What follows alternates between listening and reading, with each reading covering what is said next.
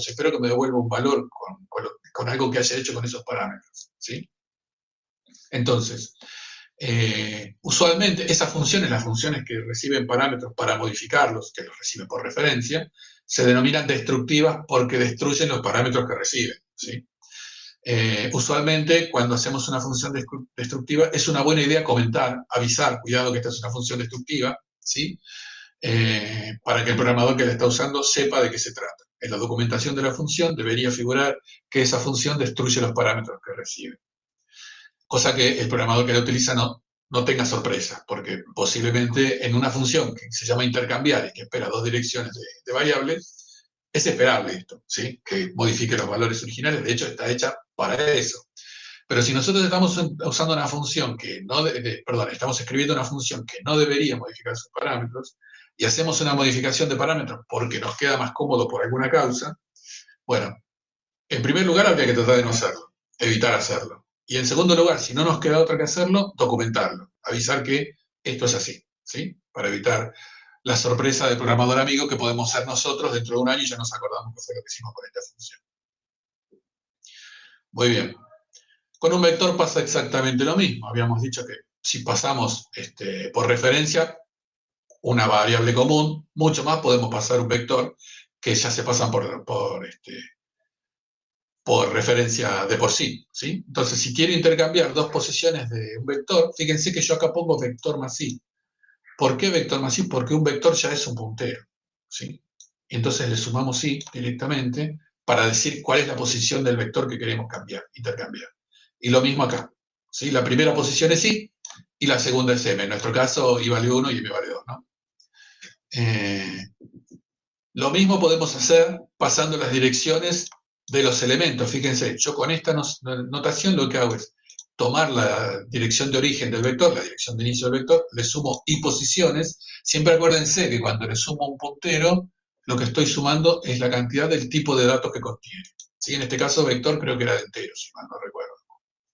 Vector, vector, vector, vector. ¿Dónde definimos vector? Acá. Sí, es un vector de enteros. Bien, entonces decíamos, esta es una forma de pasarlo, le sumo i, le sumo tantas posiciones como necesito al origen del vector, y la otra es ir a esa posición del vector, como hacemos siempre, pero extraerle la dirección, ¿sí? Con el operador ANVERSA. Bien, bueno, funciona exactamente igual, ¿sí? Habíamos visto que, bueno, dijimos recién que un puntero está definido por la dirección de memoria a la que apunta y por el tipo de datos que contiene esa dirección. Bueno, hay otro tipo de punteros que omiten parte de la información. Solo tienen la dirección a la que el puntero apunta y no guardan qué tipo de dato es. Esos punteros se denominan puntero a void. Void en inglés quiere decir nada, vacío, ¿sí? Es la nada. Entonces, si yo digo que tengo un puntero a void, tengo un puntero a nada. En realidad no es a nada, es a ningún tipo de datos, ¿sí? Porque un puntero siempre apunta a alguna dirección, a menos que esté declarado como nulo. Si un puntero está declarado nulo, no apunta a nada. Ese sí es el único que no apunta a nada. Entonces, lo que indica el puntero a void es que no sabemos a qué tipo de dato apunta. Sabemos a qué dirección de memoria apunta, pero no sabemos a qué tipo de dato. Entonces yo puedo tener esto, así se declara un puntero a void, ¿sí? Con el tipo de dato void. Acuérdense que las funciones que no devolvían ningún valor las declarábamos como void, porque void precisamente es el tipo de dato que no es ningún tipo de dato, ¿sí? Entonces, puntero a void lo declaramos así, igual que cualquier puntero, nada más que el tipo de dato es void. Entonces, ¿para qué nos puede servir un puntero a void? Bueno, a veces necesitamos saltear el sistema de tipos de C por alguna causa y a veces podemos no conocer el tipo. Necesitamos devolver un puntero o manejar un puntero y no conocemos el tipo de dato al que apunta este puntero.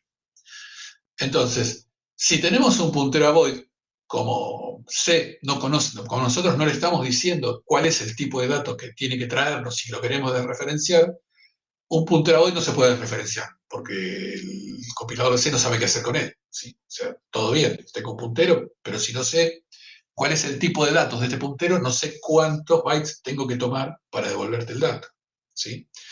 Entonces, fíjense, yo acá declaro una variable A que es entera, declaro un puntero a void y le cargo la dirección de A, ¿sí? Y en este momento la información del tipo se perdió. Cuando yo hago esto, la información del tipo se perdió, ya no la tengo más. Y si yo quiero pasarle, por ejemplo, a printf el puntero desreferenciado, esto no va a funcionar, voy a tener un error, ¿sí? Precisamente por esto que les decía. El compilador de C va a decir, bueno, acá tengo un puntero, tengo que devolver lo que hay en esta dirección de memoria. ¿Cuántos bytes tengo que tomar? No tengo ni idea, fallo, ¿sí?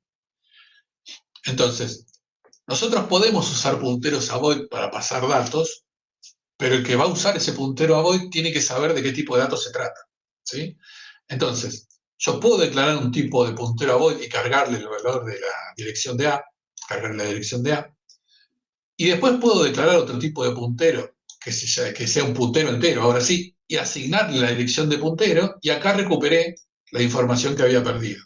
Este puntero va a saber cuál es la dirección y además va a saber cuál es el tipo de datos. Entonces acá sí lo puedo referenciar y lo uso. Otra forma de hacer esto es castear. Castear es avisarle al compilador de C que un tipo de datos en realidad es otro, ¿sí? En este caso, lo que estamos haciendo es decirle que un tipo de puntero en realidad es puntero entero. Esto quiere decir puntero entero, ¿sí? Entonces, ¿qué hago? Tomo mi puntero original, que era un puntero a void, ¿no? Este de acá.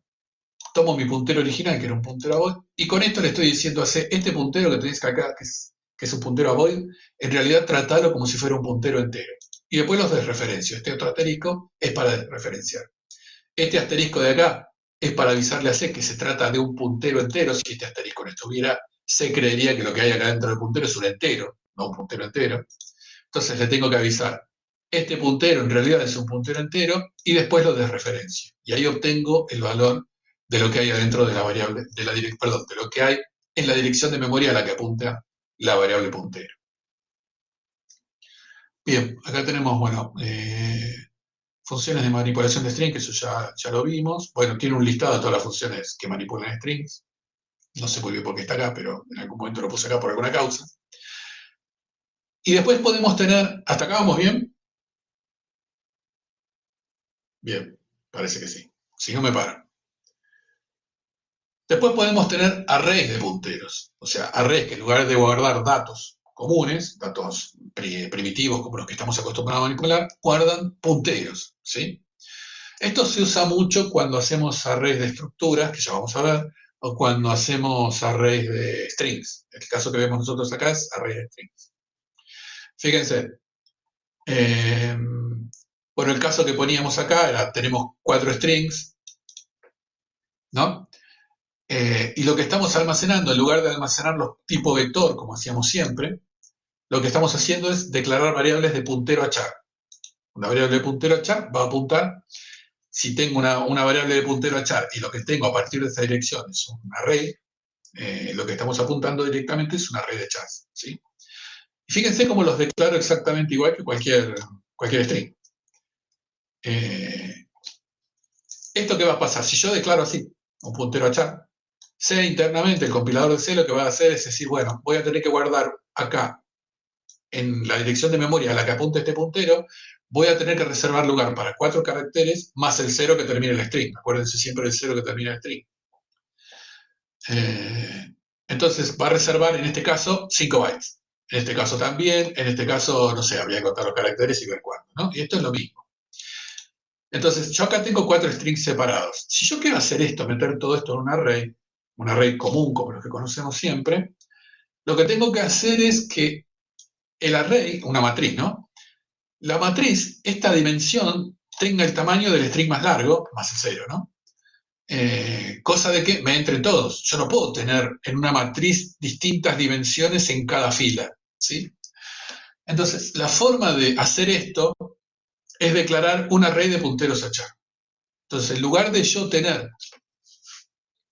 una matriz con 1, 2, 3, 4, 5, 6, 7, 8, 9, 10, 11, 12, 13, 14, 15, bueno, pide como 20 y pico de caracteres esto, ¿no? En lugar de tener una matriz con 20 y pico, con 4 filas de 20 y pico de caracteres, lo que puedo tener es una fila que mide 4 caracteres, la otra que mide otros 4, la otra que medirá 10 más o menos, la otra que medirá 20 y pico. ¿Sí?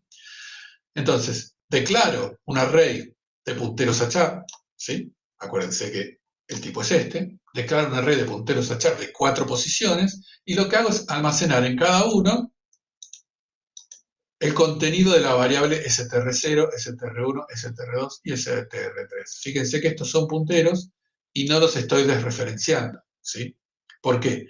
Porque en string 0 yo quiero guardar la dirección a la que apunta str0, no el contenido, ¿sí? La dirección. Y lo mismo con cada uno de estos, ¿sí? Si queremos este vector de string, lo podemos pasar a una función de ordenamiento o lo que fuera.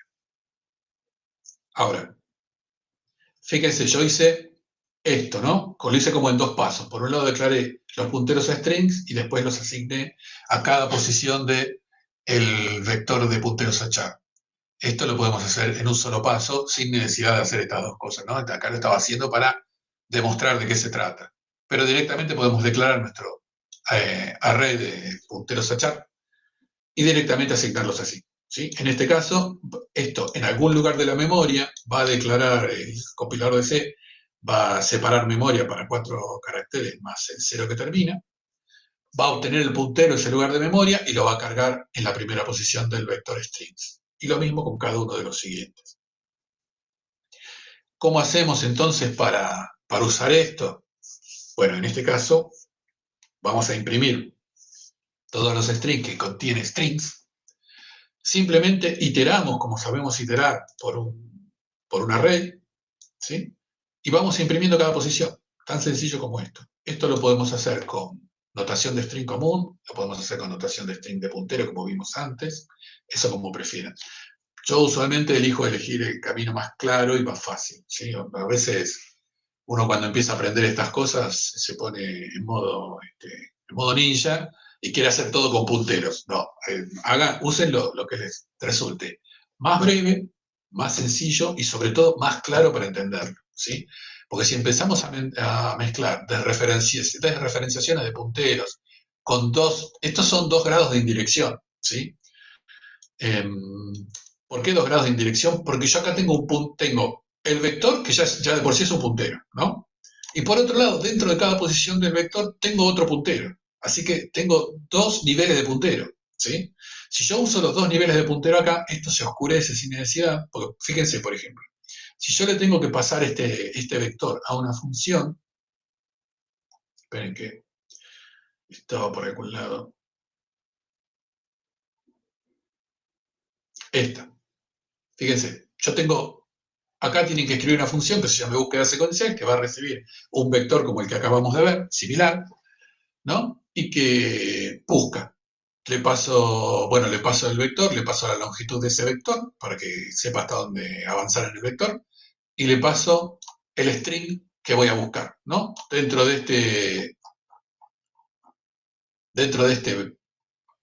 vector de punteros a char, supónganse que yo quiero encontrar una, ¿no? Entonces acá le pasaré el vector strings, ¿no? La longitud de ese vector, que en nuestro caso es 4, y le pasaré unla, acá, ¿no? Por ejemplo, entre comillas, unla.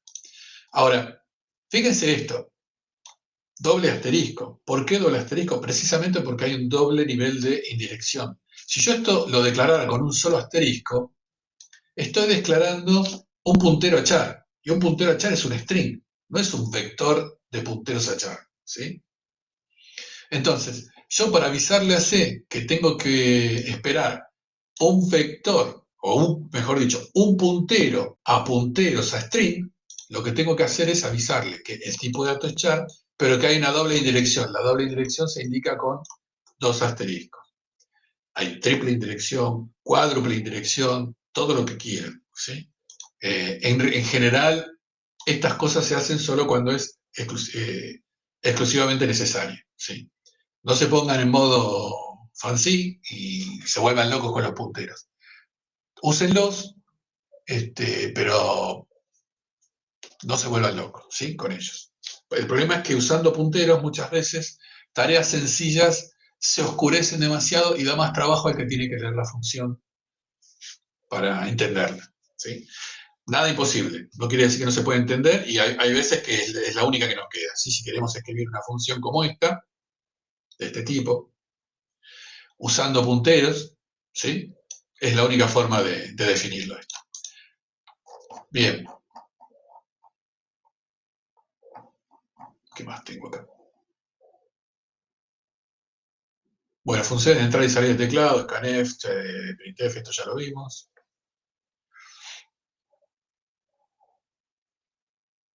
Acuérdense de fgets, que está acá.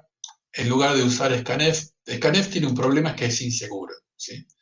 Entonces, el problema ¿por qué es inseguro scanf? Porque no tiene límite en la cantidad de caracteres que lee. Uno puede escribir la cantidad de caracteres que quiere y scanf se la va a tragar, sin importar que el área de memoria que le estoy pasando para que me guarde los datos tenga suficiente lugar para guardar esa cantidad de caracteres o no. Si no alcanza el lugar, sobreescribe lo que hay atrás, ¿sí? Entonces, esto se puede usar para determinados exploits, ejecución de código no autorizada, porque se ingresa a través de scanf un pedazo de código que sobreescribe memoria que no debería estar sobreescribiendo y después se ejecuta ese código. Entonces, se recomienda no usar scanf en código de producción. En lugar de usar scanf, usar fgets, que es más seguro porque acá lo que le indicamos es la cantidad de caracteres que puede leer máximo. Entonces, si nosotros le pasamos para que lea, qué sé yo, un string que mide, reservamos lugar para 10 caracteres más el 0, bueno, acá pondríamos 11 y chao, ¿sí? stdin quiere decir que está leyendo desde teclado. Esto puede leer, fgets puede leer de cualquier archivo para C, lo mismo que para Unix, son todos archivos, el teclado es un archivo, la pantalla es un archivo al que escribo. Entonces, como todo se trata como archivo, stdin es el teclado y la pantalla. Entonces, si a fgets le paso stdin, se va a quedar esperando que nosotros ingresemos algo por teclado. Bien. Bueno, acá tienen los problemas de punteros. Los que les pedimos de punteros, el B, F, G y H, ¿sí? Si quieren hacer el resto, podrían, inténtenlo, cualquier duda, consultan por el foro, preguntan, no sé. Pero teóricamente, una vez habiendo leído esta guía, tienen que poder hacer cualquiera de todo esto. Pero bueno, B, F, G y H tienen que presentar para el presente. Bien. ¿Alguna pregunta con respecto a punteros? Antes de que pasemos a otra cosa. Bueno, pasamos a otra cosa entonces.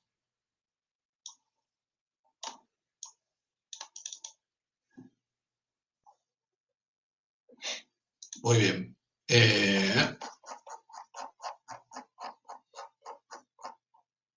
Fíjense, vamos a hablar de vuelta, vamos a repasar un poco gestión de memoria. Gestión de memoria es cómo maneja C la memoria, un programa C maneja la memoria. En un programa C la memoria se organiza de esta manera, como el cuadro que estamos viendo. Tenemos por un lado el área que se denomina text, que es donde va el código ejecutable del programa. ¿Sí? O sea, acá está el programa. Nuestras instrucciones que nosotros escribimos para que el programa haga algo están acá. Después tenemos lo que se denomina datos inicializados, que en inglés initialized data, y esto todo forma parte de la memoria estática, que son datos inicializados. Cuando nosotros ponemos int a igual 1, eso viene acá, ¿sí? A esta zona de la memoria. Variables estáticas, que habíamos dicho que son las que mantienen su valor a través de las ejecuciones de una función que la declara. Y globales, que son las que se declaran fuera del texto de cualquier función, incluida main, ¿sí? Que habíamos dicho que no es una buena idea usar globales y que cuando las usamos hay que usarlas con cuidado. Y sobre todo no hay que usarlas para pasar datos entre funciones, ¿sí? Los datos entre funciones siempre se pasan usando la lista de parámetros de la función. O si yo tengo un grupo de funciones que están alterando variables globales, cuando tengo un bug no sé dónde se ocasionó. Y si yo uso una función que usa una variable global para pasar datos con otras variables globales, con otras funciones, de pronto llamo a la función y veo que se me modifica el valor de una variable global. Y yo no relaciono que este cambio de esta variable global está relacionada con la llamada a la función. Entonces me vuelvo loco buscando el bug de por qué me cambió esta función hasta que me doy cuenta, en algún momento, mirando todo el código, me doy cuenta que esta función modifica esta variable global. Así que si tienen funciones que modifiquen variables globales, primero traten de evitarlo, y si no les queda otra, lo documentan. Tienen que documentar. Esta función modifica, bla, bla, bla. ¿Sí? Porque en general lo que esperamos es que una función reciba datos a través de su lista de parámetros, que en la medida de lo posible no los modifique y que nos devuelva un dato a través de su valor de retorno. Cualquier otra cosa que se salga de esto, habría que documentarlo para que el programador que usa la función esté alerta. ¿Sí? Bien. Y por otro lado, dentro de la memoria estática también tenemos datos sin inicializar, ¿sí? Que cuando declaramos variables estáticas y globales sin inicializar, ese espacio para esas variables se separa acá. Bien, eso con respecto a la dirección baja, ¿sí? Y después, por otro lado, tenemos lo que se denomina, perdón, la dirección baja no, la memoria estática. Y después, por otro lado, tenemos la memoria dinámica. La memoria dinámica se divide en dos partes. Por un lado, la pila de llamadas y por otro lado, el heap. Tanto la pila como el heap son dos estructuras de datos que más adelante van a ver. Pila ya la vamos a ver en este curso y heap creo que la ven en algoritmos. Así que ya se van a enterar. Por lo pronto, sepan que son dos áreas de memoria. Esta crece hacia abajo, hacia la dirección alta de memoria, y esta crece hacia arriba, hacia la dirección baja de memoria. ¿Sí? Entonces, cuando el heap y la pila de llamadas se encuentran en algún lado, nos quedamos sin memoria. Se nos acabó la memoria. La pila de llamadas se llama pila de llamadas porque en la pila de llamadas se almacena una estructura de datos que se denomina registro de activación o stack frame. ¿Sí? El stack frame que tiene los argumentos de la función, los argumentos que nosotros pasamos a la función. ¿Se acuerdan que dijimos que se hace copia de los argumentos? Bueno, esa copia se hace acá, en este stack frame. La memoria necesaria para las variables locales de esa función, las que se declaran en la función, también está acá. Esa memoria se separa acá. El valor de retorno de la función también se escribe acá. Y la dirección de retorno, la dirección a la que tiene que volver la función, nosotros venimos ejecutando nuestro programa, y en algún momento nos encontramos con la llamada de la función. Cuando terminamos con la llamada de la función, tenemos que volver a seguir ejecutando la instrucción siguiente a la llamada de la función, ¿no? Entonces, bueno, la dirección de esa línea de código siguiente se almacena acá. Esa instrucción siguiente se almacena acá. Todo esto se apila, se mete dentro de la pila. ¿Sí? Una pila, la vez pasada les había dicho como una imagen gráfica, es como una pila de ropa. ¿Sí? Ustedes ponen una remera, arriba ponen otra remera, arriba una camisa, arriba un pantalón y van haciendo la pila, ¿no? Cuando quieren sacar algo de la mitad de la pila, tienen que desarmar la pila, ¿sí? Ya se pueden abrir la pila por la mitad, bueno, pero en las pilas informáticas no se puede abrirla por la mitad. Así que para llegar hasta la mitad de la pila hay que sacar todo lo que está apilado antes. Esa es la función así es como funciona una pila. Entonces, yo hago una llamada a una función, copio los argumentos, separo el lugar para las variables locales, separo el lugar para el valor de retorno cuando la función termine y guardo la dirección de retorno, apilo todo esto y llamo a la función. Cuando la función empiece a ejecutarse, sabe que acá va a encontrar los argumentos, sabe que acá va a tener lugar para las variables locales, cuando tenga que escribir el valor de retorno, lo va a escribir ahí, cuando tenga que devolver. Y cuando termine, sabe que va a tener que volver a este lugar, ¿sí? Cuando el llamador recibe el retorno de la función, lo que hace es recuperar el valor de retorno y desapila el stack frame, ¿sí? Entonces, la pila, a medida que hago llamadas a funciones, la pila va creciendo hacia allá, y a medida que voy volviendo a las funciones, va bajando de vuelta para acá. El heap, ahora vamos a ver para qué sirve. En el heap es la memoria que hay que generalmente se denomina estrictamente como memoria dinámica. Cuando ustedes escuchan hablar de memoria dinámica, por lo general les van a estar hablando del heap, ¿sí? Tomé memoria de memoria dinámica para guardar una estructura de datos, es memoria del heap, ¿sí? Por más que la pila de llamadas también es memoria dinámica, cuando decimos memoria dinámica nos referimos al heap. Entonces, bueno, acá tienen una explicación de cómo funciona esto. Fíjense, yo llamo a una función, apilo su stack frame. Si esa función llama a otra función, en este caso la primera función sería ordenamiento, la siguiente sería intercambiar. Si esta función ordenamiento llama a intercambiar, bueno, vuelve a crear un stack frame con todos los lugares de memoria que necesita y los datos que necesita y lo apila encima del otro. Entonces, cuando intercambiar termina, pone su valor de retorno acá si hace falta, sabe que tiene que volver a la dirección de retorno de ordenamiento. Cuando vuelve, ordenamiento toma el valor de retorno de acá y desapila todo esto y la pila vuelve a quedar así como está. ¿Sí? Bien. Entonces, fíjense que lo que les decía de la memoria dinámica del C, del heap, nosotros podemos usar esa memoria en lugar de usar la memoria de la pila, esta memoria donde ponemos argumentos y variables locales, ¿no? Esta memoria se llama automática. Se llama automática ¿por qué? Porque no tengo que hacer nada yo para manejarla. Se encarga C de manejar esta memoria. ¿Sí? Cuando yo paso en una función, declaro la lista de parámetros, C ya sabe que tiene que separar X lugar en el stack frame para pasar esos argumentos. Cuando declaro variables dentro de una función, C también sabe que necesita separar lugar para esas funciones. Y todo eso lo pone en el stack frame de la función. Lo hace automáticamente. Nosotros lo único que hacemos es declarar los variables con sus tipos y las usamos, nada más. Bueno, la memoria de heap no es así. La memoria de heap pido la cantidad de memoria que necesito en bytes y hago con ella lo que quiero. ¿Sí? Para pedir la memoria lo que usamos son las funciones de manejo de memoria, ¿no? Una de ellas es malloc, memory allocation, en inglés, ¿sí? Ubicación de memoria, alocación en realidad de memoria, y de paso el tamaño que necesito alocar. Se usa como tipo de datos, se usa size-t. Size-t es un tipo de datos que depende de la arquitectura, ¿sí? En las arquitecturas x64 y en sistemas operativos Unix o Windows, esto es un byte, ¿sí? O sea, size-t está en bytes. Así que si yo en tamaño paso 100, van a ser 100 bytes, ¿sí? Con esto yo pido memoria. Cuando yo pido memoria usando malloc, voy a pedir un tamaño determinado, 100 bytes, digamos, como dijimos recién.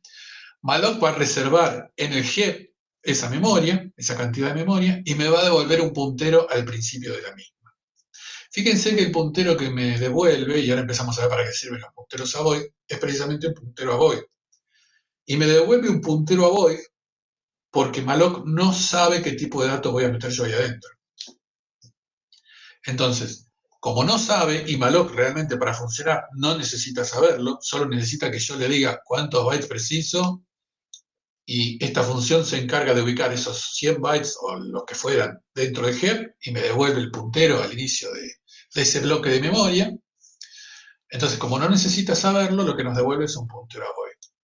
Ahora, una vez que nosotros tenemos la memoria, nosotros somos los que sabemos lo que guardamos ahí adentro, y cuando necesitemos desreferenciar datos de esa memoria, nosotros vamos a ser los que tengamos que indicar cuál es el tipo de datos, el tipo o los tipos de datos de tipo de datos que tenemos ahí.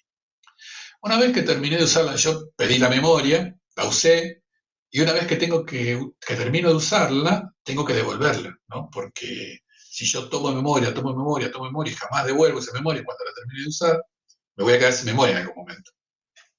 Entonces, para devolver esa memoria, para avisarle al sistema operativo que esa memoria ya no la preciso más, lo que hago es usar la función free, a la cual le pasamos un puntero a void, que es exactamente el puntero que recibimos de malloc, ¿sí? Malloc nos da un puntero que apunta a un lugar de memoria que reservó para nosotros usamos esa memoria, hacemos lo que queremos con ella, cuando terminamos de usarla, llamamos puntero, ¿sí? Entonces, C con ese puntero sabe que tiene que liberar este lugar de memoria y devolverlo para que esté disponible. Bien, si nosotros nos olvidamos de llamar a free y liberar la memoria, lo que se nos produce es lo que se denomina un memory leak. Leak es gotera, quiere decir, ¿no? Y se llama leak porque esta memoria, por lo general, cuando yo me voy olvidando, un pedacito de memoria, lo uso, lo devuelvo, pido otro pedacito de memoria, lo uso, no lo devuelvo, es como si fueran pequeñas goteras de memoria que voy perdiendo memoria de a gotitas, ¿sí? De a poquito. Esto se pone especialmente crítico si yo tengo un memory leak dentro de un loop que itera un montón de veces y pide memoria todo el tiempo y no la libera. Entonces, uno termina perdiendo un montón de memoria y que la fue perdiendo de a, no sé, de a 100 bytes a la vez. Entonces, por eso se denominan memory leaks. Son pérdidas de memoria. Bien, entonces, siempre acordarse, cuando pedimos memoria con malloc, la devolvemos con free, siempre. Bien. ¿Cómo sabemos cuánta memoria pedir? Si yo quiero guardar, por ejemplo, un entero en memoria dinámica. Bueno, lo hacemos con el operador sizeof. Ariel pregunta, no entendí free, ¿cuál es la diferencia con malloc? Malloc sirve para pedir memoria y free sirve para devolverla, ¿sí? Vos pedís memoria y una vez que la pediste, la usás. Cuando terminaste de usarla, la devolvés para que si después precisás pedir más memoria, la tengas disponible, ¿sí? Esa es la diferencia, ¿se entiende? Perfecto. Bien. Entonces, yo acá, cuando llamo a malloc, tengo que pasar un tamaño. Entonces, ¿cómo sé cuál es ese tamaño? Bueno, uso el operador sizeof. Al sizeof le paso el tipo para el que quiero reservar y sizeof me devuelve el tamaño de ese tipo. Eso lo habíamos visto cuando empezamos a ver punteros. Entonces, si yo quiero guardar memoria, separar memoria para un entero, lo que hago es, fíjense, llamo a malloc con sizeOfInt. SizeOfInt me va a devolver 4, ¿no? Porque es lo que mide un entero, se lo va a pasar a malloc. Malloc va a reservar 4 bytes. Este casteo acá está para directamente convertirlo entero a puntero entero, ¿sí? Y lo almacena una variable de tipo entero. Este casteo podría estar o no porque lo estoy almacenando directamente en una variable de tipo puntero entero, ¿sí? Así que esta conversión, este casteo, no es estrictamente necesario. Pero sepan que si necesitan convertir el puntero a void que devuelve malloc en algún otro tipo de puntero, directamente lo pueden castear. Bien. Uh, un problema que tiene malloc, si no sé, un problema no, una característica que tiene malloc es que si pudo reservar la memoria nos devuelve el puntero y si no pudo nos devuelve null, ¿sí? Null es una constante definida en C. Cuando yo reservo memoria usando malloc, lo que tengo que hacer es verificar que lo que me devolvió malloc no sea null, porque si fue null quiere decir que no pudo reservar la memoria porque tenemos la memoria llena, por ejemplo. Entonces, cuando hago esto, cuando pido la memoria, lo que tengo que hacer es compararla con null. Comparar el puntero que recibí con null. ¿Sí? Si el puntero que recibí es igual a null, quiere decir que hubo un problema al solicitar memoria. Entonces, puedo hacer muchas cosas. Lo que vamos a hacer nosotros es emitir un mensaje que diga que hubo un error al solicitar memoria y salir del programa. ¿Sí?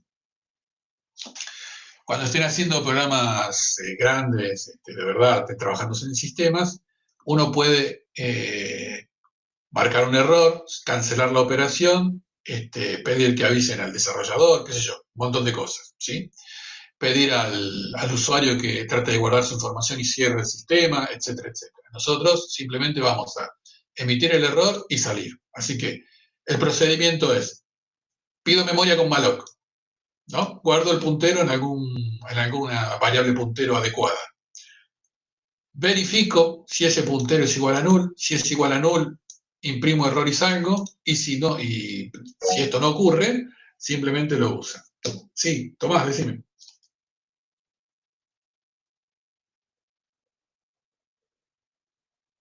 Tomás, ¿pediste hablar? Tomás Linares. No, esta no la estoy grabando. Así que presten atención. Igual todo esto es un repaso. Cuando arranque con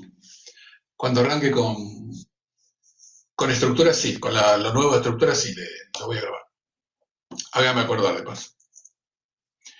Bien. Entonces, el procedimiento les decía es,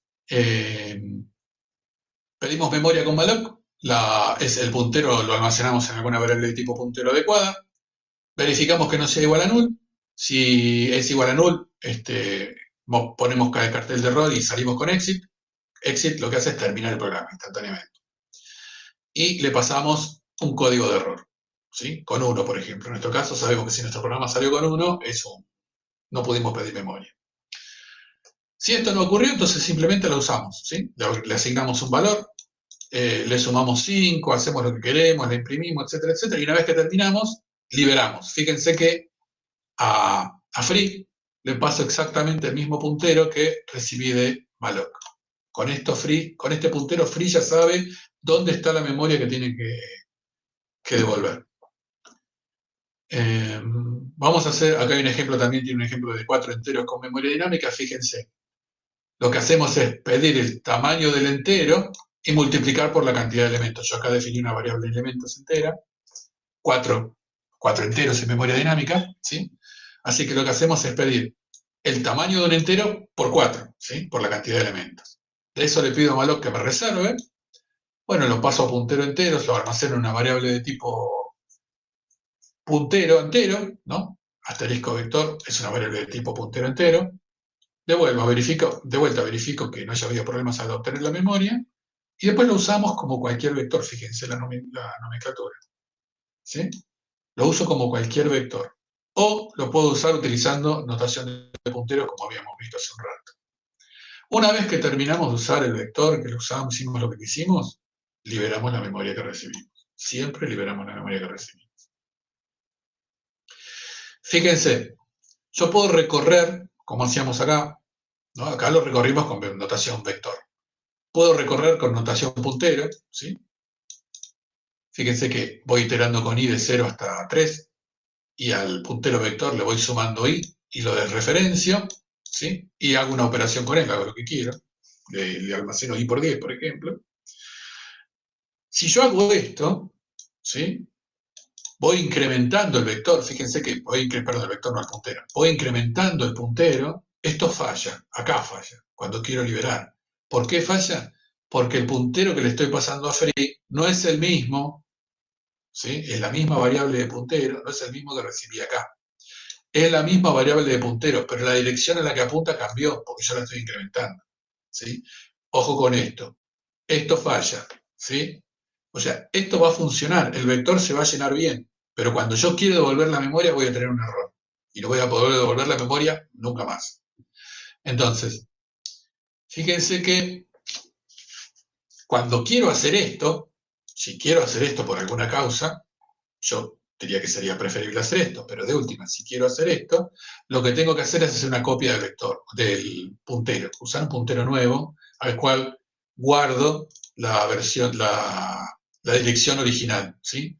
Entonces el que incremento es esta copia y no incremento el original. Y cuando libero el original, ¿sí? Acuérdense que dos punteros, si yo asigno un puntero a otro, lo que estoy haciendo es tener dos punteros que apuntan a la misma dirección de memoria, ¿sí? Entonces, no hace, yo puedo ir incrementando este, pero el que uso para liberar es el otro, que tiene el valor original. ¿Sí? ¿Se entiende esto?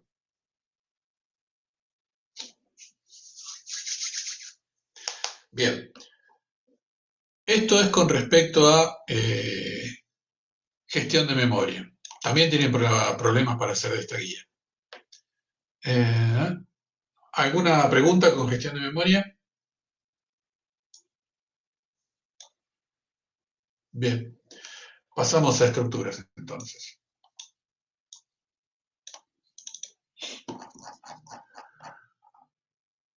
Bien. Habíamos explicado esto haciendo un ejemplo, ¿no? Si queríamos mantener los datos de un estudiante, teníamos distintas variables que contenían distintos datos de un estudiante, ¿no? Y esto está bárbaro si tenemos un estudiante. Si tenemos más de uno, empezamos a usar arrays, ¿no? Entonces vamos a tener un array con los nombres de los estudiantes, otro array con los apellidos, otro array con los DNI, otro array con los legajos. Todos con distintos tipos de datos. Si necesitamos hacer algo con un estudiante, para mostrarlo, por ejemplo, lo que hacemos es esto, ¿no? Creamos una función mostrar estudiante a la cual le pasamos todos los datos del estudiante. Acá el estudiante estamos guardando 4 datos. Si tenemos que guardar 50 datos del estudiante, esta declaración de función se complica, ¿no? Entonces, el modelo es bastante poco extensible, porque si quiero, yo tengo que poder guardar los datos que se me ocurren de un estudiante y que no me provoque un dolor de cabeza esto. Por otro lado, si tengo 50 datos de cada estudiante, ¿no? Tengo que hacer 50 arrays y manejar 50 arrays. Todo empieza a ser como una pequeña pesadilla. Entonces, para evitar esto, el lenguaje C nos ofrece una facilidad que se llama estructura. ¿Una estructura qué es? es un conglomerado de distintos tipos de datos que los manejo todos como si fuera una sola cosa, ¿sí? Entonces, en este caso, declaro una estructura que se va a llamar estudiante. Las estructuras se declaran con la palabra del lenguaje struct.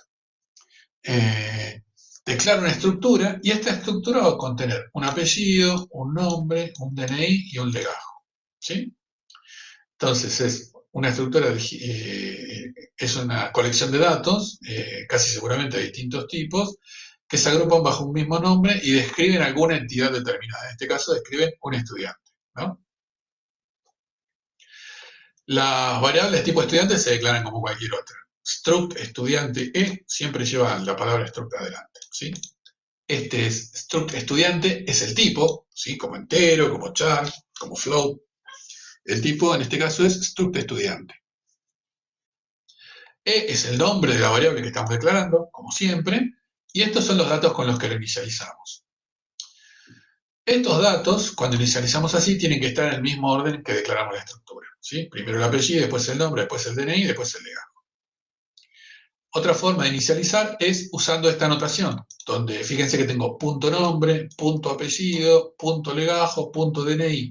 Si yo uso esta notación, puedo asignar en cualquier orden. No tengo que respetar este orden porque el compilador se da cuenta de lo que yo quiero hacer, porque le estoy diciendo que esto es para el nombre, esto es para el apellido, esto es para el legajo, etc. También podemos declarar e inicializar por separado, ¿sí? Por un lado declaro la estructura y por el otro lado la inicializo. Fíjense que estoy casteando acá a struct estudiante. ¿Por qué? Porque si yo no casteo, C puede pensar que esto es un array y me va a dar un error, que yo no puedo asignar esto a esto. No puedo asignar un array a una variable de tipo estructura. Eh, Disculpen un segundo.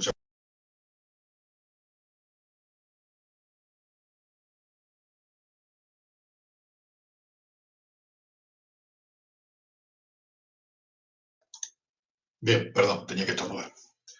Bien, les decía, cuando asigno así, cuando declaro por un lado y asigno de este modo, tengo que castear para avisar que esto en realidad es una estructura, ¿sí? También podemos tener arrays de estructuras, ¿sí? Declaro el array con el tipo struct estudiante y lo que hago es guardar en cada posición del array una estructura del tipo estudiante. Entonces, fíjense que esto, que estaba empezando a ser una pesadilla, donde tenía que manejar distintos arrays, ¿sí? Para cada dato del estudiante, en realidad acá se transforma en un solo array en el que guardo distintos estudiantes. Tan simple como eso. Entonces, estas estructuras nos sirven para manejar datos que están relacionados entre ellos de algún modo, o sea, son todos características de un estudiante estos, de manera más sencilla, más cómoda, más clara. Bien. Tenemos typedef es un modo de crear nuevos nombres para tipos que ya tengo definidos. Por ejemplo, puntero a char, nosotros lo usamos para declarar strings, ¿sí? Entonces directamente le puedo poner el nombre string, ¿sí? Y pasa a ser un sinónimo para puntero a char, usando typedef, ¿sí? Entonces yo con typedef lo que estoy diciendo es, bueno, a puntero a char, además, quiero llamarlo como string. Puedo seguir llamándolo puntero a char si quiero, ¿sí? Pero además tengo disponible el nombre string para referirme a puntero a char. Entonces, en lugar de hacer puntero a char nombre igual Pedro, puedo hacer string nombre igual Pedro. La ventaja es que esto queda más claro, ¿sí? O sea, una vez que uno se acostumbra a ver char asterisco, ya sabe de qué se trata, pero esto queda más claro en el código. Sé que lo que voy a guardar en nombre es un string, ¿sí? Porque en realidad puntero a char es un poco antiguo, ambiguo. Puede ser un poco ambiguo, porque yo puedo tener un string ahí, ¿sí? Una serie de caracteres terminados con 0, o puedo tener un char, ¿no? En un puntero char puedo tener un char. Se me ocurrió guardar un char en algún lado. Entonces esto es ambiguo. String no es ambiguo, ya sé de qué se trata. Bien, entonces si yo no quiero escribir struct cada vez que declaramos una variable de estructura, como hacíamos acá, ¿no? Que tenía que usar struct estudiante, estudiante, bla, bla, lo que hago es usar typedef. Fíjense que acá lo uso directamente en la definición de la estructura y le digo que la estructura estudiante se llama estudiante directamente. Si tenemos definida la estructura como la teníamos definida acá, así, ¿no? Si tenemos definida la estructura y queremos darle un nuevo nombre, directamente usamos typedef extract estudiante, estudiante. Son las dos formas que se puede hacer. O lo hacen directamente en la declaración de la estructura, o lo hacen una vez declarada la estructura aparte. Y la variable se declara así. Estudiante E3, por ejemplo, E3, estudiante, siempre tengo que castear cuando inicializo así, pero esta vez no tengo que poner extract estudiante, directamente pongo estudiante. Y es una pavada que la cuestión no es que nos evite escribir la palabra extract por todos lados, sino que el código queda más claro. Entonces yo sé acá, sé que me estoy refiriendo a un estudiante. ¿Sí? Es opcional, se puede usar o no se puede usar. Siempre typedef se definió precisamente para que el código tenga más claridad, para que quede más claro el código. Bien. ¿Cómo accedo yo? Una vez que tengo esto, está todo muy lindo, ¿no? Yo tengo mi estructura acá, donde tengo todos los datos metidos adentro, pero yo tengo que poder acceder a cada dato por separado, porque si quiero mostrar el apellido de un estudiante, ¿sí? Tengo que poder acceder a ese tipo de datos. Bueno, esto se hace con la notación punto. Si yo tengo una estructura estudiante, una variable de estructura estudiante que se llama e, y yo quiero obtener el apellido que tengo guardado en esa variable e, simplemente hago e.apellido. ¿Sí? Entonces, se lo paso a printf, e.apellido, y me va a imprimir el apellido del estudiante. Lo mismo si tengo una red de estudiantes, ¿no? Estudiante 0, punto, apellido. Me va a traer el apellido del estudiante que tengo en la posición 0 de la red, ¿no? Lo mismo para asignarlo. E.nombre igual Jorge. ¿Sí? Igual que cualquier variable. Fíjense que todo esto se comporta igual que cualquier variable. Entonces, en lugar de esta, si queremos escribir la función mostrar estudiante, ¿se acuerdan con la primera que habíamos mostrado? Esta, que recibía por separado cada uno de los datos del estudiante para poder mostrarlo, bueno, ahora simplemente recibe una estructura estudiante, que en este caso si tengo el typedef, el extract saben que no es necesario, pero puedo hacer las dos cosas a la vez, ¿sí? Pero una vez que definí el typedef, esto no debería hacer falta. Entonces simplemente muestro, ¿sí? Imprimo una línea con un printf, después pongo el legajo y después pongo apellido, nombre y DNI, ¿sí? Y fíjense que los accedo como e.apellido, e-nombre y e-DNI. Fíjense que lo que recibe esta función es solo un estudiante y no recibe cada uno de los datos del estudiante por separado para mostrarlo. Nuestra función de pronto quedó más compacta, más manejable, y la otra cosa que tiene de bueno es que si yo en el futuro cambio la estructura estudiante y le agrego algún campo más, ¿sí? Cada uno de estos se llama atributo o campos de la estructura, ¿sí? Cada uno de estos datos que componen la estructura se llaman atributos o campos. Si yo le agrego algún campo más a la estructura, no tengo que modificar la función. O sea, supónganse que le agrego un campo que no lo quiero mostrar en mostrar estudiante, no me hace falta. Yo esta función la puedo seguir usando sin modificarla. Entonces, ya tengo otra ventaja en usar estructuras. Me permite más flexibilidad en cuanto a las modificaciones del código. ¿Sí? Y fíjense, la invoco con el primer elemento del vector estudiantes y bueno, simplemente me va a mostrar esto. Bien. Habíamos llegado hasta acá. Voy a empezar a grabar por las dudas, porque no me acuerdo si habíamos llegado exactamente hasta acá. Bien. Bien, continuamos con lo que veníamos. ¿Cómo pasamos estructuras a funciones? Bueno, acá vimos un caso, ¿no? Acá tenemos un caso donde pasamos una estructura a una función. Recuerden que C pasa todo por valor, o sea que hace una copia de todo. En este caso va a ser una copia de toda la estructura. En nuestro caso la estructura es relativamente pequeña, tiene pocas cosas, pero podemos tener una estructura muy grande. Y si se la pasamos a una función, cuando hagamos el pase, acuérdense que se va a hacer copia de la estructura en la memoria de la función, en el stack frame, en el registro de activación de la función en la pila. Entonces, si la estructura es muy grande y yo voy a hacer muchas llamadas a este tipo de funciones, quizá lo que uno quiera es evitar esa copia, ¿sí? Porque cuando el programa va a estar copiando la estructura, es tiempo de procesamiento que va a usar para otra cosa. Perdón, es tiempo de procesamiento que va a estar usando para eso y que no va a estar disponible para otra cosa. Entonces nosotros quisiéramos evitar esa sobrecarga innecesaria Y la única solución que tenemos es pasar esta estructura por referencia, no por valor, como pasa C por defecto. ¿Y cómo hacemos para pasar por referencia? Bueno, recién vimos que usamos un puntero. En lugar de pasar la variable directamente y que se haga la copia, pasamos un puntero a la estructura que queramos mostrar, ¿no? En este caso, reescribimos la función mostrar estudiante usando punteros. Entonces, en lugar de recibir la estructura E directamente, como acá, recibimos un puntero a esa estructura. Fíjense que el tipo de datos es esto, extract estudiante asterisco, ¿no? Esto me está indicando que E en realidad es un puntero a una estructura de tipo estudiante. En memoria, cuando yo tengo un puntero a una estructura de tipo estudiante, lo que tenemos en esa variable es la dirección en la que comienza la estructura. En memoria una estructura se guarda todos los datos, vamos a mirar la definición acá, todos los datos de la estructura uno atrás del otro, ¿sí? Así que voy a tener primero voy a tener un puntero a char, después voy a tener otro puntero a char, después voy a tener un entero y después voy a tener otro entero. Esto es lo que ocupa esta memoria, esta estructura en memoria, ¿sí? Entonces, cuando yo tengo un puntero a una estructura de tipo estudiante, por ejemplo, lo que voy a tener es la dirección en la que empieza esa memoria y todo el lugar que ocupa esa estructura, ¿sí? Entonces, se sabe que cuando tiene que devolverme, cuando yo quiero desreferenciar un puntero a estructura estudiante, va a ir a donde empieza esa estructura, va a agarrar toda la memoria de esa estructura y va a llenar cada campo, ¿sí?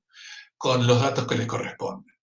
Entonces, ¿cómo hago yo para acceder a cada campo cuando tengo un puntero? Bueno, sencillo. Desreferencio el puntero y uso la notación punto. Si quiero acceder, por ejemplo, al legajo, asterisco E punto legajo. Esto sí creo que se los había dicho, pero no importa. Asterisco E punto legajo. Entonces, ¿por qué asterisco E está entre paréntesis? Bueno, simplemente porque la notación punto tiene mayor precedencia que la desreferenciación. Entonces, si yo quiero desreferenciar primero, que es lo que quiero hacer, ¿no? Primero desreferencio y después pido el legajo.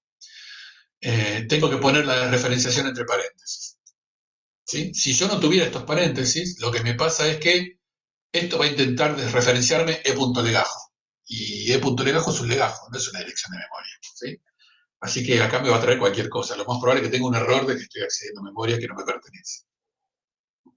Y lo mismo con todos los campos, ¿sí? Desreferencio y después uso notación punto para acceder. Bueno, esto es tan usual que se inventó otra notación para hacerlo, ¿sí? Que es esta, la notación flecha. Con esta notación, la flecha se hace con menos mayor, ¿sí? Esto es equivalente a esto, ¿sí? No nos ahorramos mucho. En lugar de escribir dos paréntesis, escribís un menos y un mayor, pero es más claro a la vista, ¿sí? Es más claro leer esto, que ya de movida sé que estoy accediendo a un campo en la estructura E, que leer esto que tengo que pensar. La primera vez que lo veo lo tengo que pensar, digo, ¿por qué está pasando esto? ¿Sí? Entonces, ¿cómo reescribimos nuestra función usando esta notación? Bueno, simple, la declaración es igual, pero en lugar de usar la desreferenciación entre paréntesis, simplemente E flecha legajo, E flecha apellido, E flecha nombre, E flecha DNI. ¿Sí? Y si queremos llamar a esta función que recibe un puntero, ¿no? Como en este caso, simplemente la llamamos, acá está definida, ¿no? Esta función que recibe un puntero, simplemente la llamamos con la dirección de inicio de la estructura que le vamos a pasar, ¿sí? Acuérdense que tenemos que usar la dirección cuando estamos empleando punteros en la función, tenemos que pasar una dirección. Esto exactamente igual que con cualquier otra variable de C, ¿no? Si yo paso, o si yo acá espero un puntero entero, acá voy a tener que usar ampersand en una variable entera. Bueno, acá espero un puntero, una estructura estudiante, acá uso ampersand en una estructura estudiante, ¿sí? Simplemente extraigo de estudiantes de acá, extraigo la estructura y con ampersand le saco la dirección de inicio de esa estructura. Bien, todo esto pasa en memoria de la pila, ¿sí? Cuando yo creo una estructura así, cuando declaro una variable de estructura de este modo, ¿dónde está? Así, esto se está generando en memoria automática, en memoria de la pila. Esta es la memoria que nosotros no manejamos, ¿sí? Y que la maneja automáticamente C. Ahora, yo tengo, acuérdense que habíamos dicho que, pero, déjenme un segundo. Acuérdense que habíamos dicho que la pila crece hacia allá, ¿no? El HEP crece hacia acá. Y a veces, en general, los programas tienen mayor disponibilidad de HEP que de pila, ¿sí? La pila va a crecer hasta un cierto punto y va a dejar de crecer y el HEP va a crecer más. Esto no es que se encuentren acá en la mitad, ¿sí? Esto ocurre más abajo. Entonces es más probable que me encuentre sin memoria de la pila antes que sin memoria del HEP. Entonces, me conviene pedir memoria, perdón, posiblemente me convenga, si tengo muchas estructuras muy grandes, me convenga almacenarlas, tengo, supónganse, un array de no sé, 10.000 estudiantes, ¿no? O 5.000 estudiantes, todos los estudiantes de la universidad, y lo tengo que mantener en memoria. Bueno, posiblemente en la pila eso no entre. Entonces me conviene mantenerlo en estructura dinámica. ¿Cómo hacemos para almacenar una estructura en memoria dinámica? Bueno, sencillo. Podemos definir con typedef, esto aparte, ¿no? Podemos definir un puntero estudiante, que es simplemente un nombre nuevo para estudiante asterisco. ¿Sí? Estudiante asterisco es puntero estudiante, y en lugar de usar estudiante asterisco, uso estudiante PTR. Es lo mismo. Cualquiera de las dos notaciones son similares. Entonces, bueno, simplemente, ¿cómo hacemos para pedir la memoria? Lo hacemos con la función obtener memoria, que no se las expliqué. Obtener memoria es uno de los problemas que tienen en la guía de gestión de memoria, pero se las voy a mostrar por las dudas para que no queden dudas. Fíjense. Fíjense que tienen una función, tienen un problema para hacer obtener memoria. Obtener memoria dice que devuelve un puntero al bloque de memoria solicitado o provoca la detención del programa con un mensaje de error en la obtención de memoria. Bueno, es simplemente esto, ¿sí? Esto que decimos que revisamos si el puntero que devuelve malloc es igual a null y si no imprime un error y si no sale, bueno, todo esto junto con la llamada malloc, o sea, todo esto metido dentro de una función. Bueno, la función es así. Denme un segundo.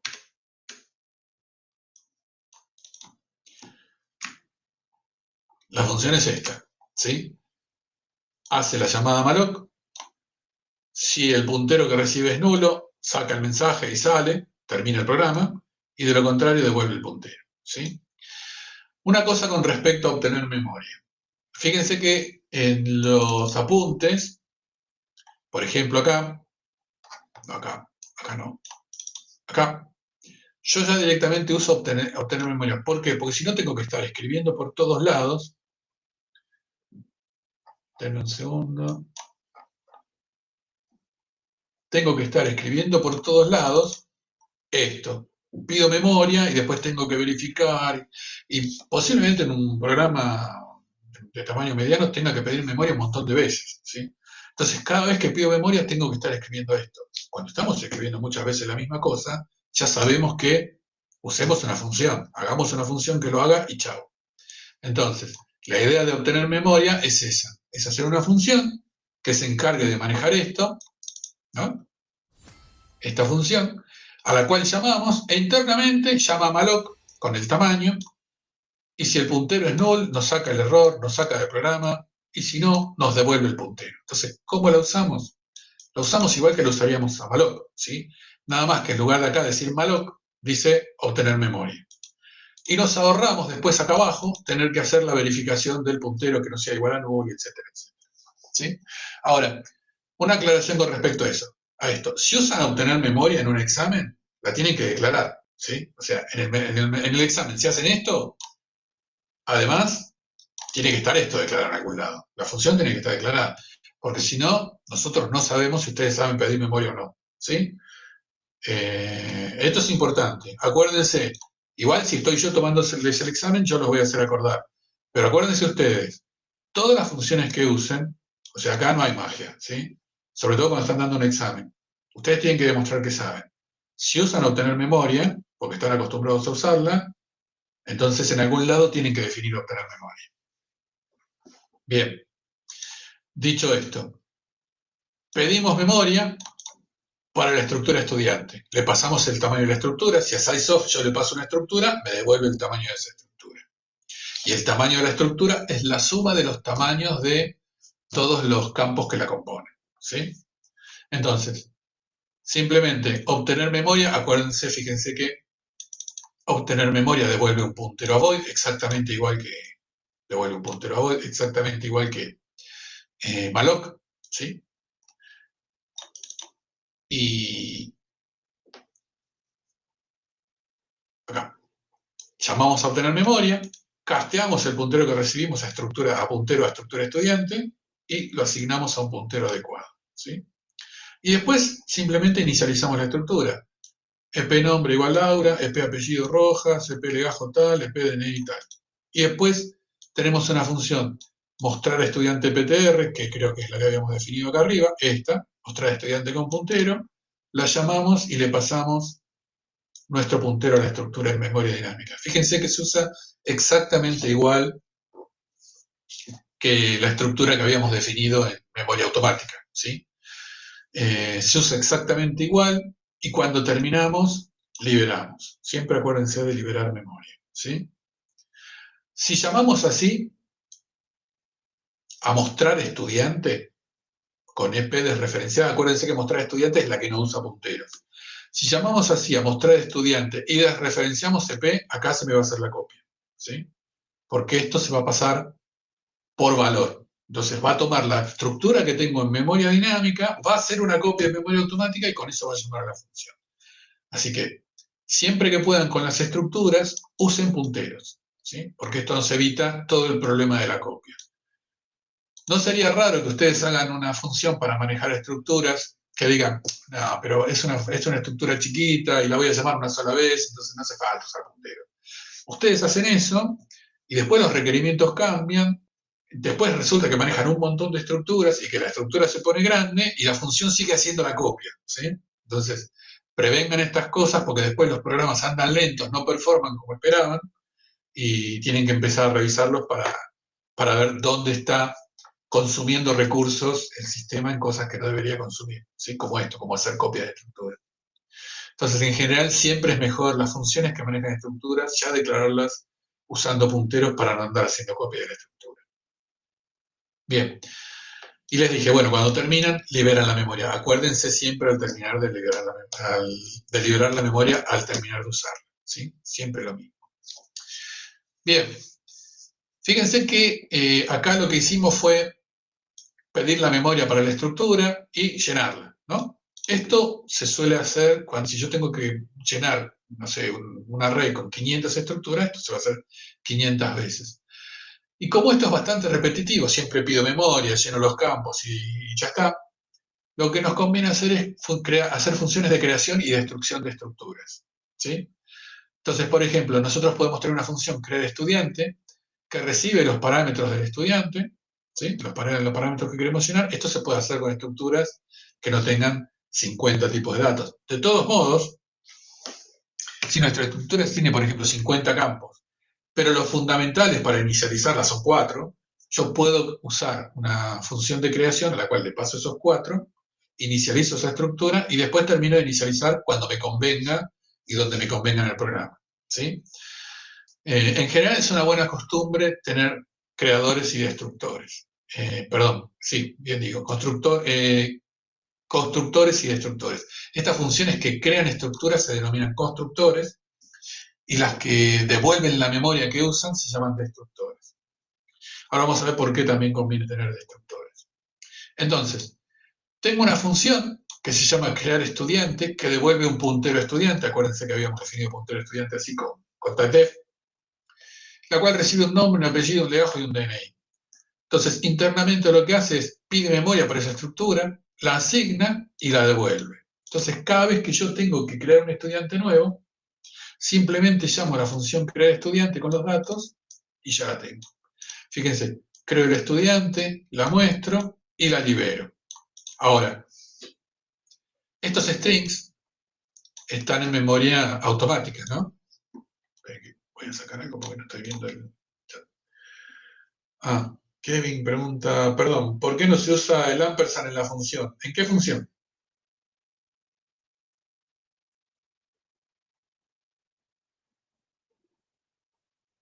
Kevin. Mostrar estudiante, porque esto es un puntero. Esto no es una variable de estructura directamente, ¿sí? Esto es un puntero. Fíjate que está declarada como puntero. Entonces, si tengo un puntero, ya tengo una dirección de memoria. No hace falta que se la saque a la variable. ¿Sí? ¿Se entiende? Cuando tenemos punteros, no usamos ampersand. Solo usamos punteros cuando tenemos variables que contienen datos y tenemos que obtener la dirección donde comienzan esos datos. ¿Se entiende? Bien, perfecto. Entonces, les decía, estos strings que creamos están en memoria automática. Cuando yo creo estos strings así, estos en realidad están en... Denme un segundo que busco el gráfico para mostrarles. Estos en realidad están acá, en datos inicializados, ¿sí? ¿Por qué? Porque lo estoy inicializando, ¿sí? Entonces, todo lo que yo inicializo se almacena acá. Entonces, este string va a estar en memoria estática, se lo voy a pasar a crear estudiante va a poner un puntero a este string dentro de la estructura estudiante acá, ¿no? Por ejemplo, nombre y apellido. Recuerden que los strings siempre son punteros, esto es fuente de mucha confusión. Siempre son punteros los strings. Entonces,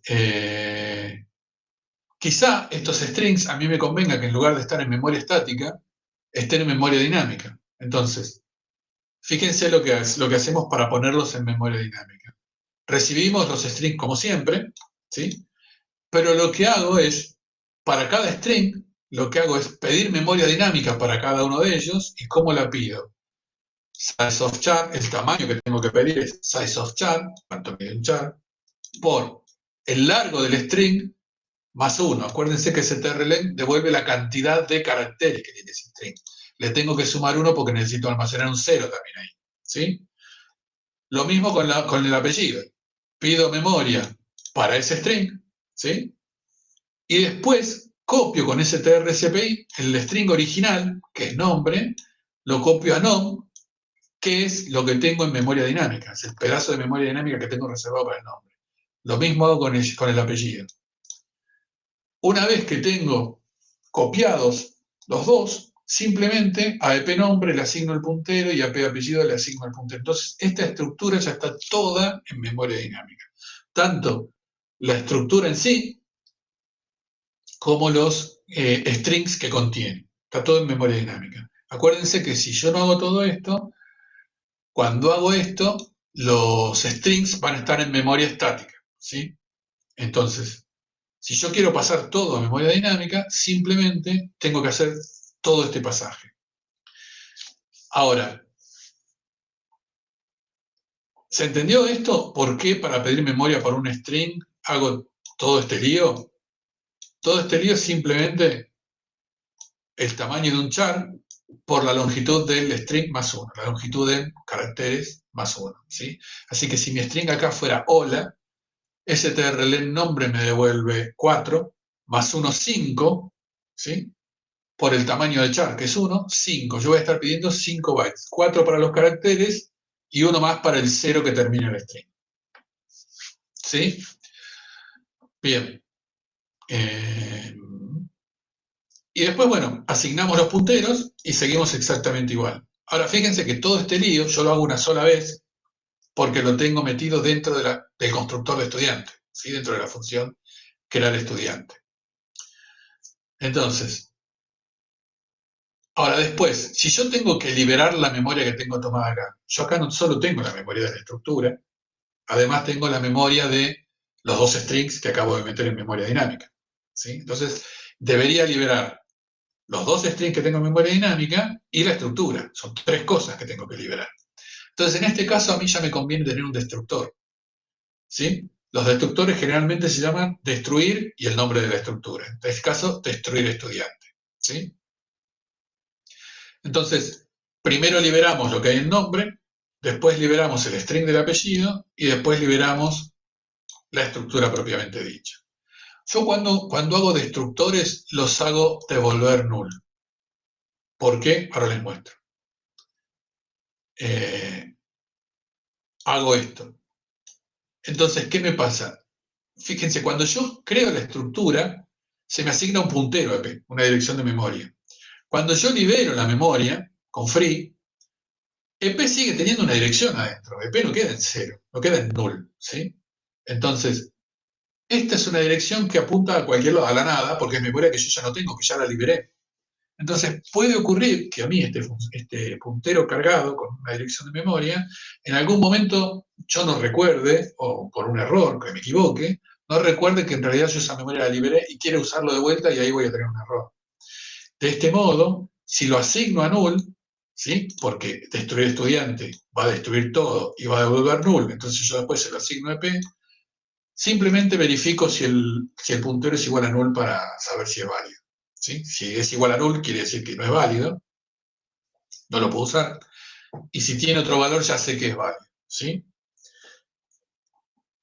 Esto es una costumbre mía, puede no hacerse, pero bueno, después tienen que lidiar con el puntero que les quedó colgando y acordarse de eliminarlo o sacarlo de circulación de algún modo. ¿Sí?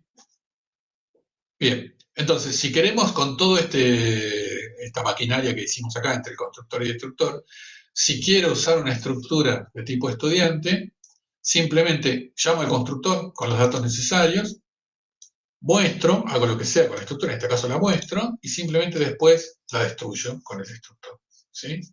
Entonces, cada vez que yo tengo que crear una estructura de tipo estudiante, son 3 líneas de código. Todo esto, todo este lío que tengo acá, todo esto está abstraído detrás de los nombres de función.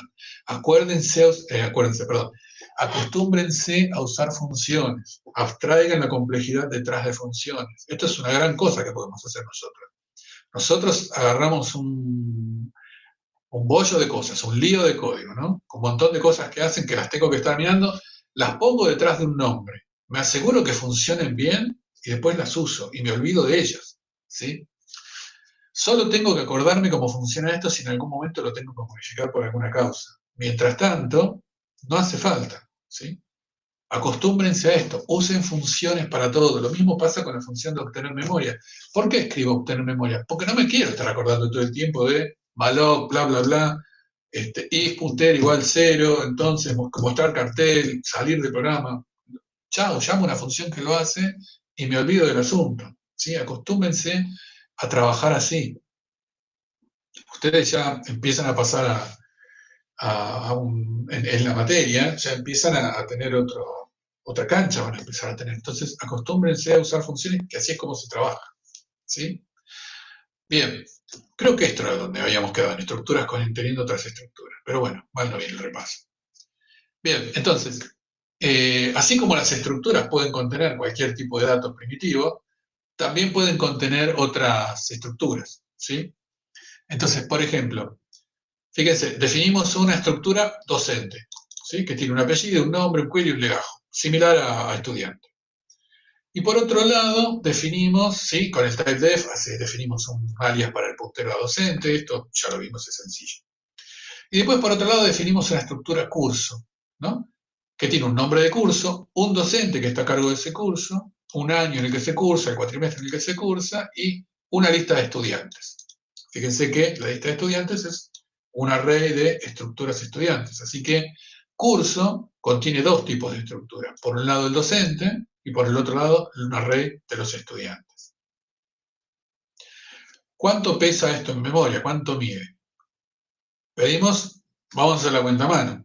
Pedimos el tamaño de los tipos que los componen. Size of int es 4. Size of puntero a char es 8. Arquitectura de 64 bits, los punteros todos miden 8 bytes. Entonces, en la estructura tenemos estudiante, ¿no? La estructura estudiante. Tenemos 2 char y 2 int. Acuérdense, 2 punteros a char y 2 int. Acuérdense que teníamos nombre, apellido, que son los 2 punteros a char, y legajo y quail, creo, que son 2 enteros.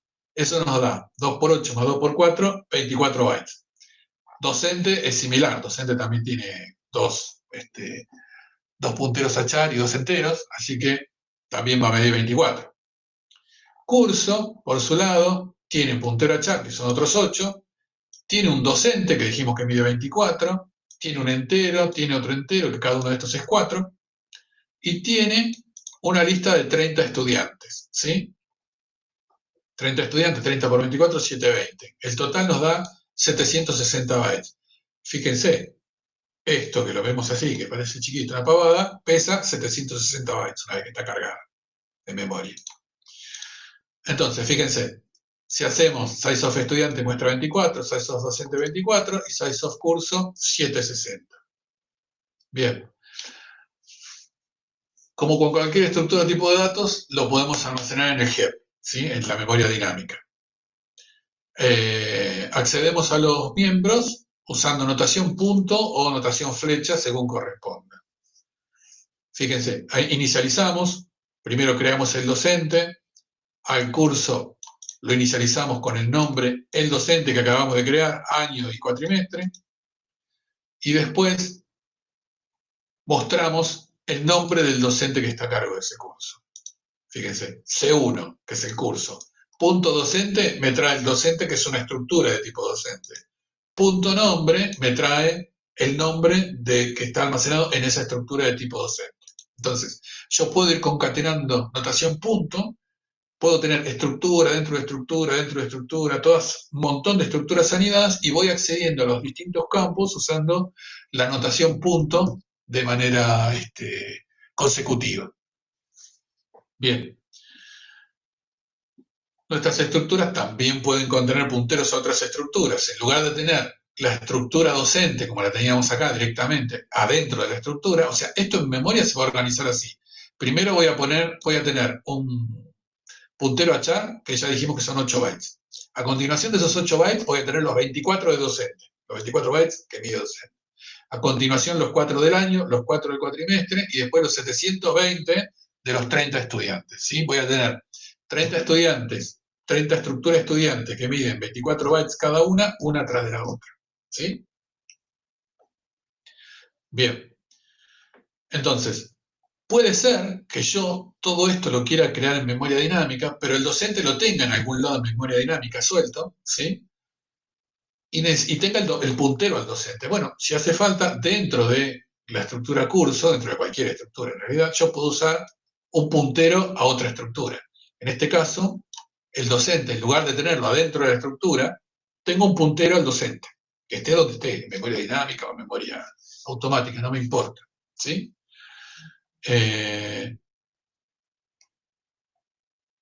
Entonces, creamos el docente en memoria dinámica y lo asignamos acá, directamente. Por ejemplo, Gabriel me dice, profe, en mi PC char muestra 4, como un entero. Ah, sí. Ah, char asterisco es de 32 bits tu PC.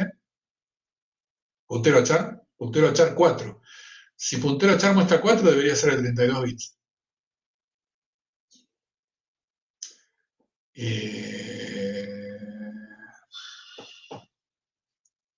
¿Qué versión de... ¿Te habrás bajado una versión de C de 32 bits?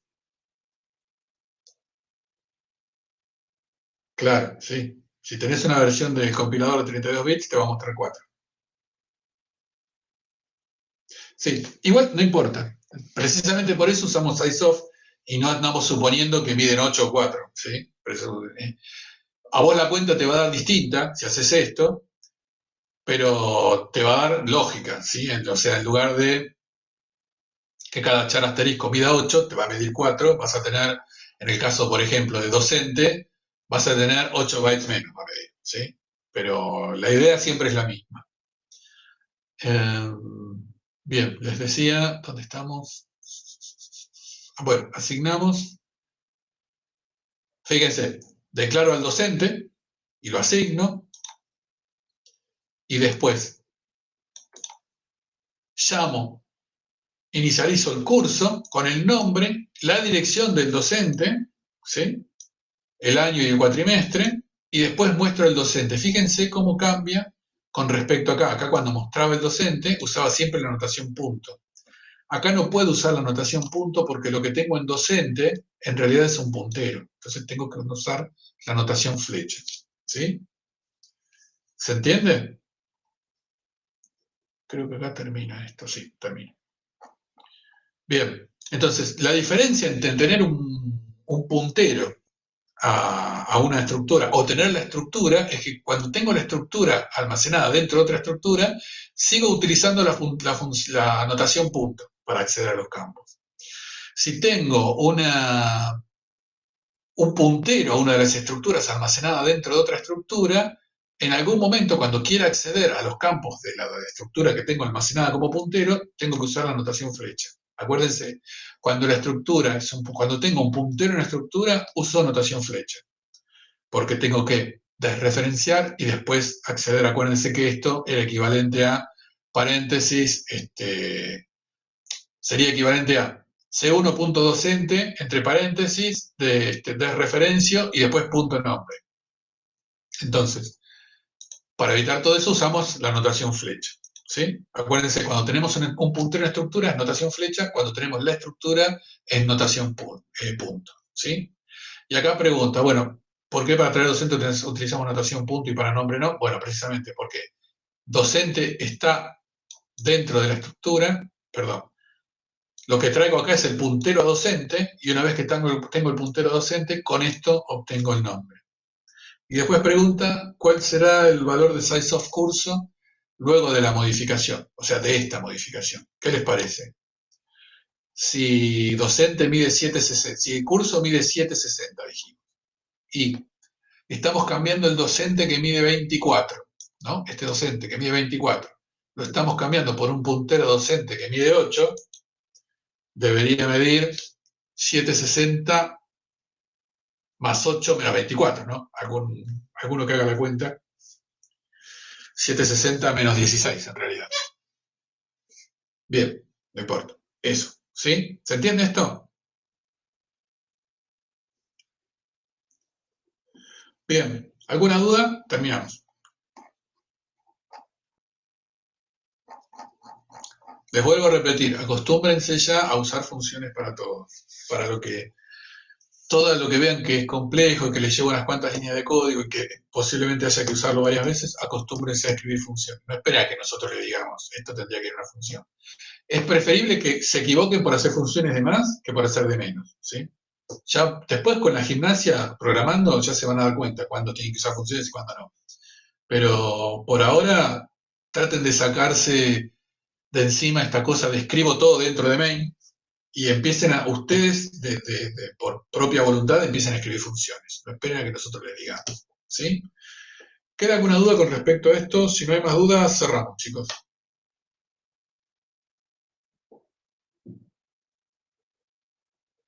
Bien, bueno. Si no hay duda, entonces nos vemos la próxima, que no me queda claro cuándo me toca la próxima con ustedes. Así que bueno, eh, saludos a todos.